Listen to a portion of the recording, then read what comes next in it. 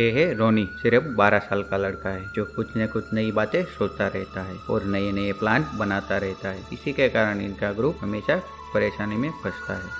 ये है टोनी।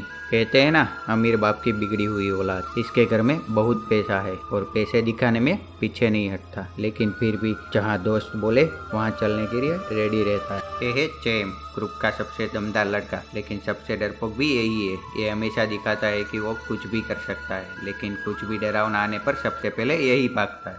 ये है किया, ग्रुप की एक लौती लड़की जो कभी कभी स्टोरी में आती है, लेकिन जब भी आती है तीनों लड़कों को बचा लेती है।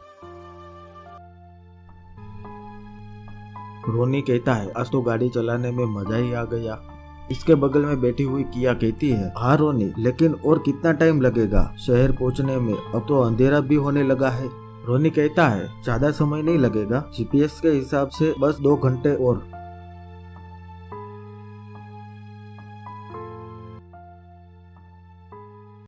तभी अचानक गाड़ी रुक जाती है और इंजन से धुआं निकलने लगता है और टोनी कहता है, अरे भाई क्या हुआ, अचानक से गाड़ी क्यों रोक दी? रोनी कहता है, पता नहीं क्या हुआ, अचानक से इंजन से धुआं निकलने लगा है।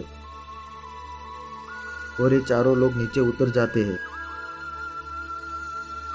चारों देखने लगते हैं गाड़ी में क्या हुआ है, धुआं क्यों निकल रहा है, लेकिन किसी को भी कुछ समझ में नहीं आता है। तभी किया कहती है, अरे अब क्या करेंगे हम लोग, यहाँ जंगल के बीच में गाड़ी खराब हो गई है। किया अपना फोन निकाल के देखने लगती है और कहती है, यहाँ तो नेटवर्क भी नहीं आ रहा है, अब हम क्या करेंगे? उसी वक्त चैम चारों तरफ नजर घुमाता है और देखता है उसे दूर सड़क में थोड़े आगे एक लाइट जली हुई दिखाई देती है। चैम कहता है, अरे वो क्या है, किसी का घर लगता है शायद, चलो चलकर देखते हैं, हो सकता है मैकेनिक वहाँ मिल जाए हमको। चैम की बात पे सब एग्री होके घर की ओर बढ़ने लगते हैं। चलते चलते रास्ते में टोनी सबसे कहने लगता है, अरे अगर मैकेनिक आ भी गया तो हम लोग रात में कहाँ रुकेंगे? इस बात का किसी के पास कोई जवाब नहीं था और सब लोग चुप उस लाइट के तरफ चलने लगते हैं। ये चारों चलते चलते घर के सामने पहुंचते हैं और देखते हैं कि ये घर नहीं बल्कि एक आलीशान होटल है। होटल के गेट के ऊपर होटल का नाम लिखा होता है। चैम कहता है, यार अच्छा हुआ, चलो अब हमें कम से कम रात में सोने की जगह तो मिल जाएगी। ये बोलकर चैम जल्दी से होटल के अंदर जाने लगता है, लेकिन टोनी उसे रोक देता है। टोनी चैम को कहता है, रुक यार, टोनी इस होटल को देख रहा है, इतना बड़ा होटल, वो भी जंगल के बीच में, यहाँ तो हमसे वो एक रात का 5,000 से 10,000 मांग लेगा, थोड़ा आगे चलते। तभी रोनी उसकी बात को इग्नोर करता है। रोनी चैम को कहता है, इतना टेंशन मत ले, मेरे पास बहुत पैसा है। ये बोलकर रोनी और चैम सीधे सीधे अंदर चले जाते हैं और टोनी और किया चुपचाप उनके पीछे पीछे अंदर आ जाते हैं। जैसे ही वो अंदर जाते वो देखते हैं कि सामने रिसेप्शन पर एक मैनेजर उनका वेलकम करता है। मैनेजर ने ब्लैक एंड व्हाइट का सूट पहना हुआ है और बिल्कुल ऐसा लग रहा है जैसे किसी 5 स्टार होटल का मैनेजर हो। मैनेजर इन चारों को कहता है, good evening ladies and gentleman, hell's paradise hotel की जंगल ब्रांच में आपका हार्दिक स्वागत है, बताइए मैं आपके लिए क्या कर सकता हूँ? सभी रिसेप्शन के पास आकर खड़े हो जाते हैं। रोनी मैनेजर को कहता है, हमारी गाड़ी यहाँ जंगल में खराब हो गई है, हम लोग यहाँ रात रुकना चाहते हैं, साथ ही अगर हो सके तो आप किसी मैकेनिक को भी बुला दीजिए। मैनेजर रोनी को कहता है, श्योर सर, आपको जो रूम चाहे वो मिल जाएगा, हमारे यहाँ आज ऑलमोस्ट सारे रूम्स खाली है, आप जो चाहे वो रूम ले सकते हो। रोनी मैनेजर को कहता है, वैसे यहाँ रूम्स के दाम कितना है? मैनेजर कहता है, पर पर्सन 100 रुपीज ओनली सर। इन चारों आपस में डिस्कस करने लगते हैं। तभी किया कहती है, यार ये तो बहुत ही सस्ता है। रोनी इन तीनों को कहता है, लेकिन इतना सस्ता कैसे है, मुझे तो लग रहा है यहाँ कुछ गड़बड़ है। चैम्प रोनी को कहता है, यार तू बहुत डरता है। रोनी कहता है, टेंशन मत ले यार, हम 4 लोग हैं, कोई दिक्कत नहीं होगी, और सिर्फ 400 रुपये ही देने का है, मैं दे दूंगा। इतना बोलकर सब लोग पीछे मुड़ते हैं और टोनी मैनेजर के पास जाता है और टोनी मैनेजर को कहता है, हम यहीं रुकेंगे, आप हमें रूम दिखा दीजिए। मैनेजर कहता है, yes sir, please follow me. ये बोलकर मैनेजर रूम की तरफ जाने लगते हैं और ये चारों उसके पीछे जाने लगते हैं। जैसे ही रूम के अंदर सब जाते हैं, इतना अच्छा रूम देखकर खुश हो जाते हैं।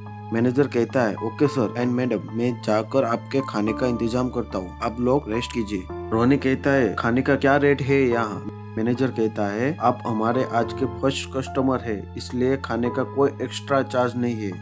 ये बोलकर मैनेजर चला जाता है। जैसे ही मैनेजर जाता है ये चारों बेड पर बैठ जाते हैं और बातें करने लगते हैं। तभी रोनी कहता है यार मुझे तो लग रहा है यहाँ कुछ न कुछ गड़बड़ है, आखिर इतना सस्ता होटल कैसे? टोनी कहता है अरे एक तो जंगल के बीच में इतना सस्ता होटल मिल गया है, उसमें भी तुझे दिक्कत हो रही है, और अगर होटल नहीं मिलता तो भी दिक्कत होती। तभी चैम कहता है बस करो यार, अब तो रूम भी मिल गया है, हमको सिर्फ एक ही रात यहाँ गुजारने का है। तभी किया कहती है इतना मस्त होटल देखकर अब तो सोने का मन भी नहीं हो रहा है। तभी रोनी कहता है मैं गाड़ी चला चला कर थक गया हूँ, मुझे सो जाने का है, आप लोग आपस में बात कीजिए, तब तक मैं सोने जा रहा हूँ। जब वो बात कर ही रहे थे तभी अचानक लाइट चली जाती है और अंधेरा छा जाता है। रोनी कहता है अरे यार लाइट को भी अभी जाने का था, लेकिन तुरंत ही लाइट वापस आ जाती है। इन चारों देखने लगे, उनका सुंदर सा रूम पूरा कबाड़ खाना हो जाता है। दीवारों पर काले काले निशान रहते और दरवाजा भी टूटा हुआ था। ये देखकर चारों और डरने लगते हैं। तभी किया कहती है अरे बाप रे ये क्या हो गया? चारों बेड से नीचे उतर जाते और चारों तरफ देखने लगते। उन्हें भरोसा भी नहीं था ये क्या हो गया। तभी रोनी कहता है मैंने तो पहले ही बोला था यहाँ कुछ ना कुछ गड़बड़ जरूर है, चलो हम लोग भागते हैं यहाँ से। ये बोलते ही चारों रूम से बाहर निकलते हैं, लेकिन जैसे ही रिसेप्शन के पास पहुंचते हैं और देखते हैं कि पूरा होटल खंडर हो चुका था। ये देखकर सब लोग बहुत डर गए। वो जैसे ही आगे बढ़ते हैं उनके सामने एक हॉल आता है और वहाँ देखते हैं होटल का मैनेजर होटल की छत पर उल्टा चल रहा था। तभी मैनेजर कहता है अरे गेस्ट कहाँ जा रहे हो? आप लोगों का खाना बस रेडी होने वाला है।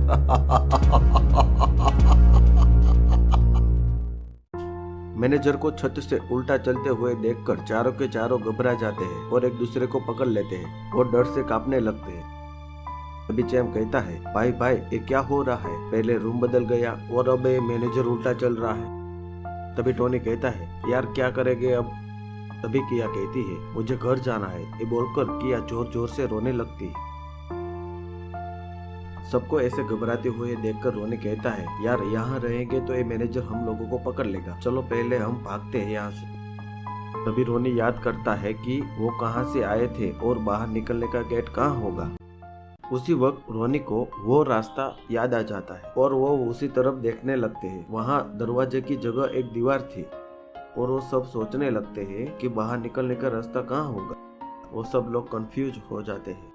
और तभी चैम कहता है यार रोनी तुझे रास्ता तो याद था ना, हम लोग कहाँ से आए थे? तभी रोनी कहता है हाँ यार मुझे याद है, लेकिन यहाँ तो सब बदल गया है। किया फिर से रोने लगती है और कहती है अब हम क्या करेंगे? वो मैनेजर हमें पकड़ लेगा। तभी उनको पीछे से आवाज सुनाई देती है डियर गेस्ट आप लोग कहाँ जा रहे हो?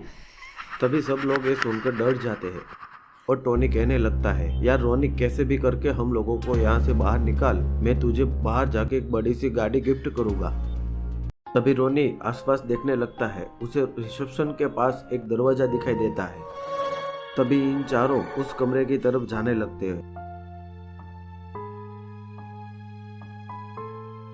और वहां देखते हैं उसे ऊपर जाने की सीढ़ियां दिखाई देती है। तभी रोनी कहता है चलो मेरे पीछे। वो चारों हॉल के बगल की सीढ़ियों से ऊपर जाने लगते हैं और चैम कहता है हम लोग ऊपर क्यों जा रहे हैं? गेट तो नीचे होगा ना। तभी रोनी कहता है हम लोगों को गेट नहीं मिल रहा है तो हम लोग छत के रास्ते से बाहर निकल जाएंगे। सब लोग ये सुनकर राहत की सांस लेते हैं और धीरे धीरे चिड़िया चढ़ने लगते हैं।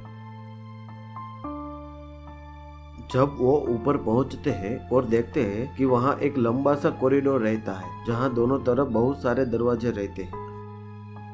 तभी चैम कंफ्यूज होकर कहने लगता है यार यहाँ तो कितने सारे दरवाजा है, छत तक कौन सा दरवाजा लेकर जाएगा हम लोगों को? रोनी कहने लगता है अरे इनमें से कोई ना कोई दरवाजा तो लेकर जाएगा ही, चलो जल्दी से सब दरवाजे चेक करते हैं। इन चारों पहले दरवाजे के सामने खड़े हो जाते हैं। जैसे ही चैम्प ने पहले दरवाजा खोला तो देखकर डर गया। चैम्प ने रूम के अंदर देखा तो रूम पूरी की पूरी तरह जल रही थी। ये देखते ही चैम्प चिल्लाने लगा यार ये रूम तो जल रहा है, और चैम्प ने तुरंत ही दरवाजा बंद कर दिया। इन चारों दूसरे दरवाजे की ओर जाने लगते हैं।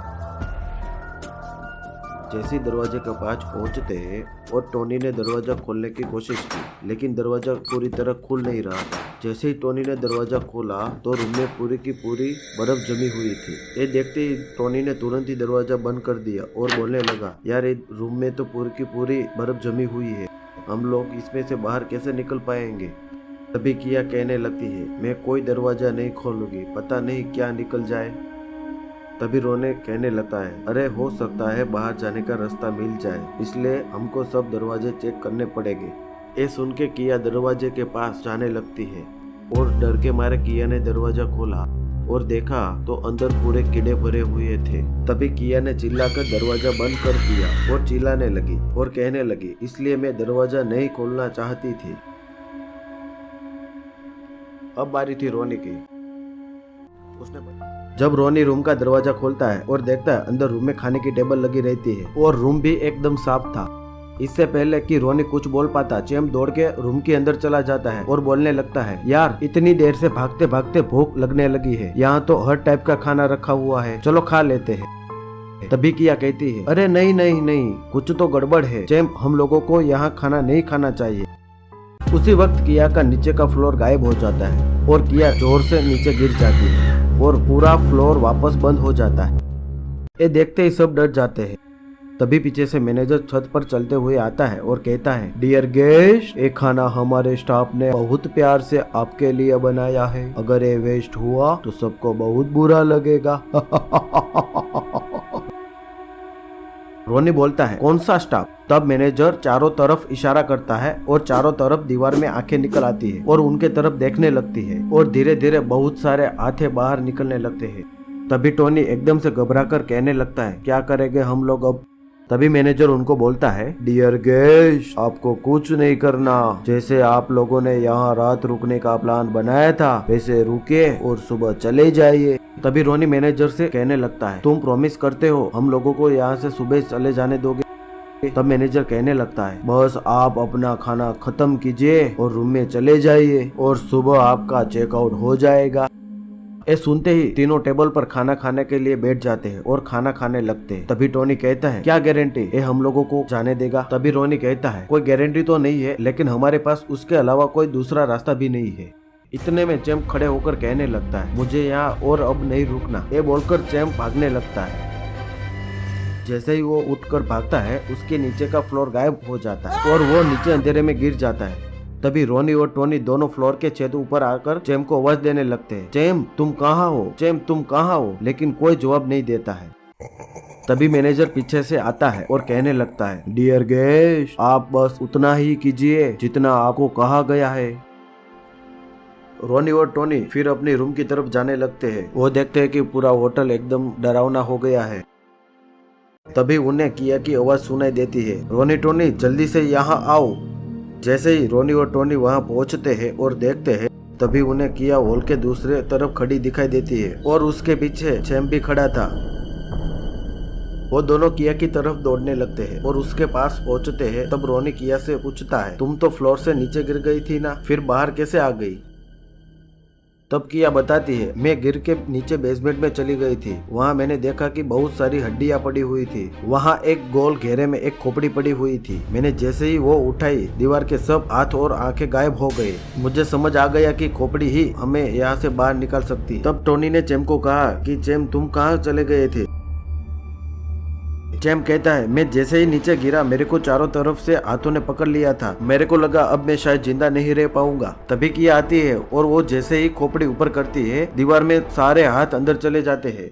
जब वो ये सब बात कर ही रहे थे तब पीछे से मैनेजर आता है और चिल्लाने लगता है और मैनेजर कहता है, आपने क्या किया है डियर गेस्ट, आपको एक खोपड़ी नहीं उठानी थी।